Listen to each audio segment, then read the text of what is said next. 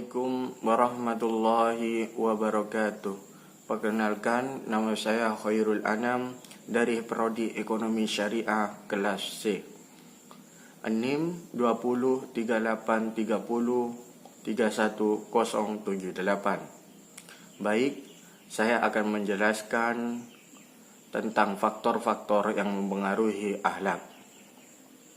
Faktor-faktor yang mempengaruhi akhlak ada 5, yaitu faktor naluri, 2 faktor adat dan kebiasaan, 3 faktor keturunan, 4 faktor lingkungan, 5 faktor hidayah.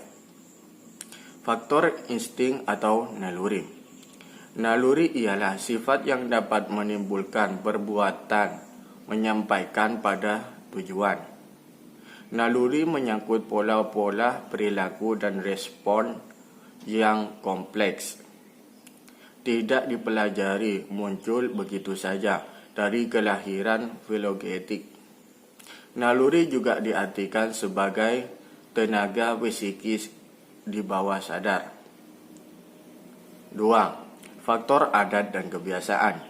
Adat dan kebiasaan adalah setiap tindakan dan perbuatan seseorang yang dilakukan secara berulang-ulang dalam bentuk yang sama, sehingga menjadi kebiasaan seperti berpakaian, makan, tidur, mandi, dan lain sebagainya.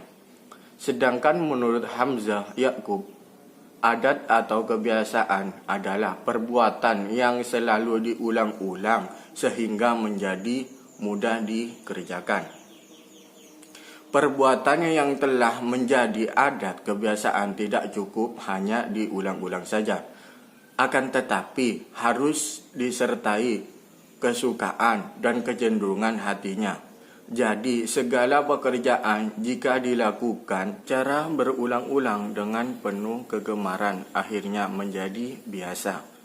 Adapun ketentuan sifat-sifat adat kebiasaan adalah mudah diperbuat dan menghemat waktu dan perhatian. 3. Faktor keturunan.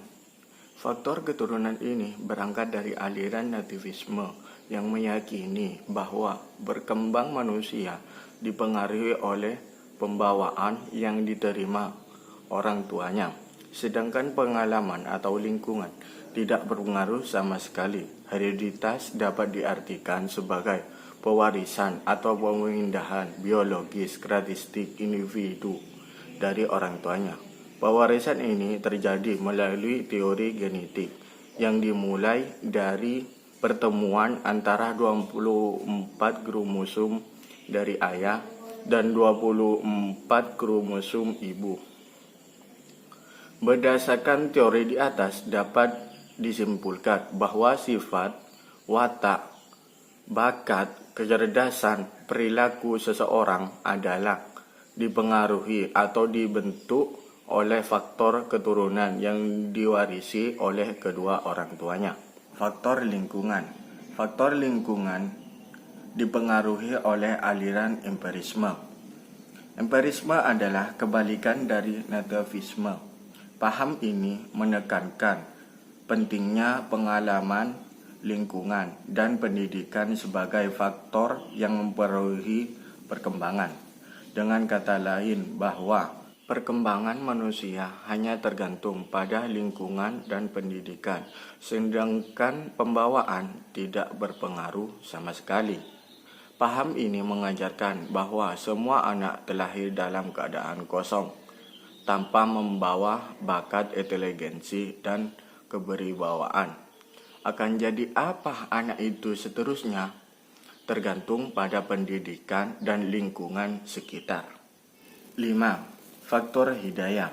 Faktor hidayah dalam perspektif Islam adalah sangat menentukan dalam membentuk dan membina akhlak Islami.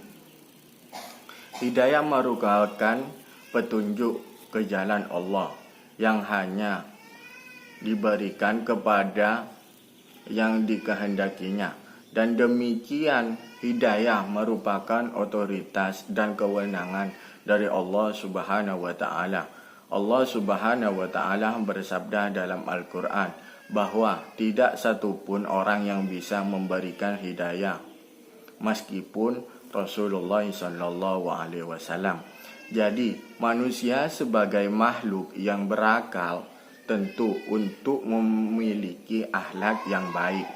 Untuk itu, manusia harus mengupayakan membentukan dan pembinaan akhlak agar menghiasi dirinya sendiri dan mengangkat derajatnya.